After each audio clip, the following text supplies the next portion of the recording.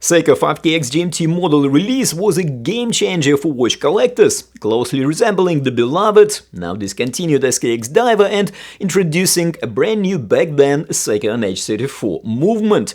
However, despite its popularity, Seiko definitely left room for improvement. Enter proactive macro brands stepping in with enhanced and aggressively priced homages. At first glance, it seems that Boderry followed suit here with their GMT Admiral model, but after spending a couple of weeks with this watch, I can tell you they've taken it a step further. How good is the result? Well, we have it here. Let's find out.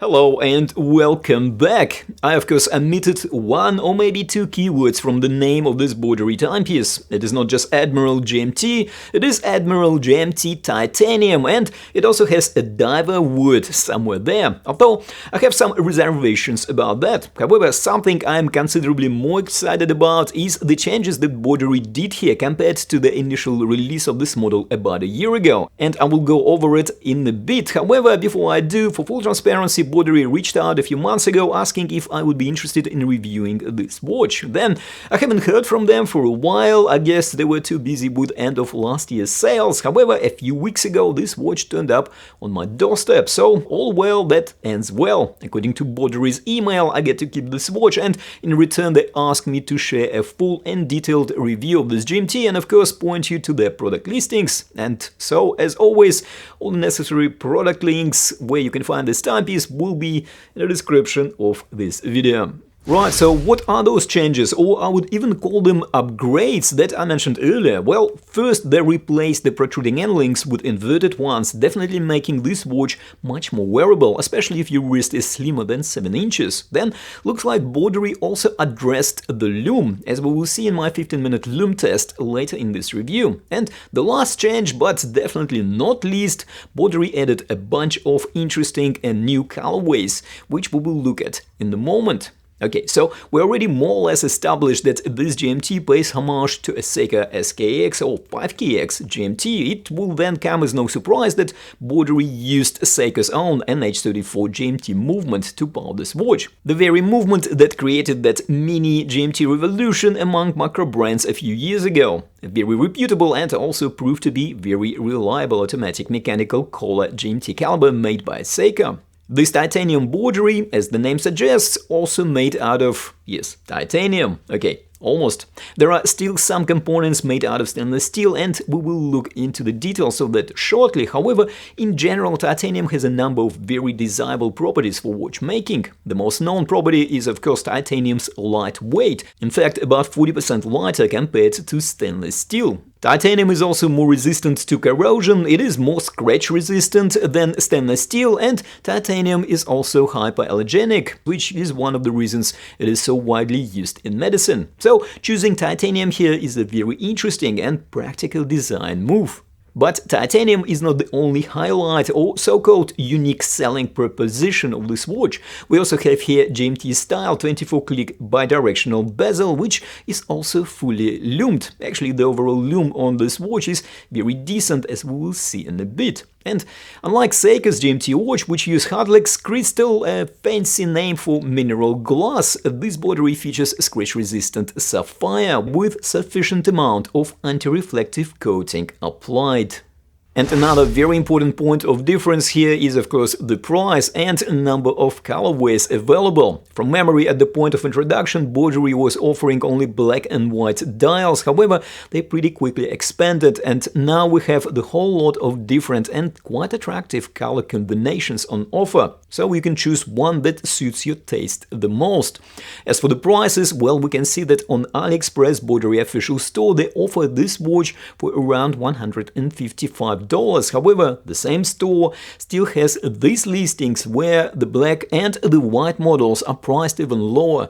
I will of course leave links to both of those listings in the description.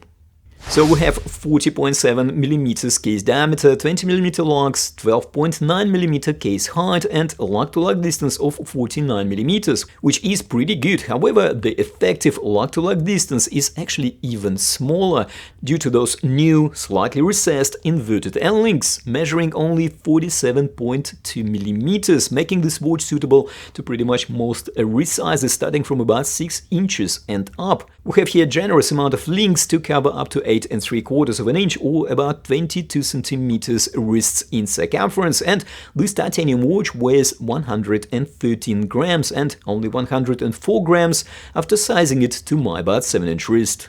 The case is made out of what Boderry describes as solid titanium. We have a very SKX-ish kind of look here with the crown tucked away at 4 o'clock position. The case has a very good finish, it has a satin brushing on top of the lugs and on the flanks, and because it is made out of titanium, it also has that subtle grey tone which is kinda titanium's signature color. Another notable feature here that differentiates this Boderry from Seiko 5KX is the screw-down crown. If you recall, the Seiko watch has a push-pull crown only, which drew quite a lot of criticism at the time. Well, Boderry took care of this little detail, so we now can have a peace of mind when it comes to this watch declared 200 meters of water resistance. And also, unlike Seiko's 5KX sterile crown, we have the Boderry's logo on this one, which is a nice touch.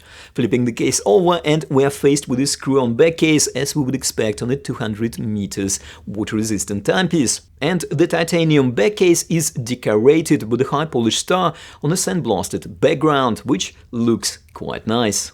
Looking at the bezel, and while I like what Boderry did here, I think we need to be aware that while Boderry timepiece contains the word diver, which to some degree makes sense because we have 200 meters of water resistance and a very decent lume, as we will see shortly, however, being a diver also assumes a unidirectional diver style bezel, which this bezel is not. So, something to keep in mind.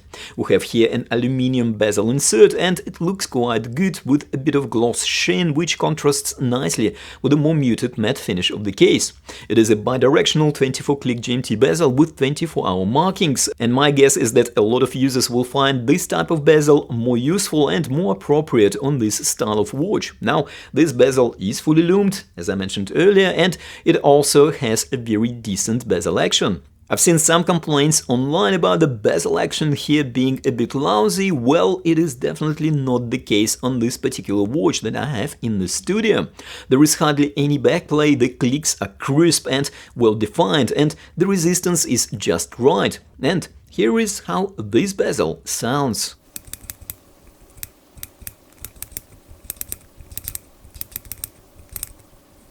As for the dial, well, we have here a very clean execution. The applied hour indices have black frame, which is filled in the center with lume.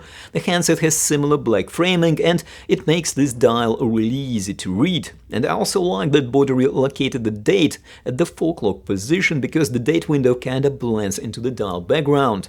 The hands are also well proportioned and of a good length, and I like the quite minimalistic approach to the amount of printing and writing on the dial. Brand name above the pinion and 3 lines of text below it. And here is my 15-minute lume test.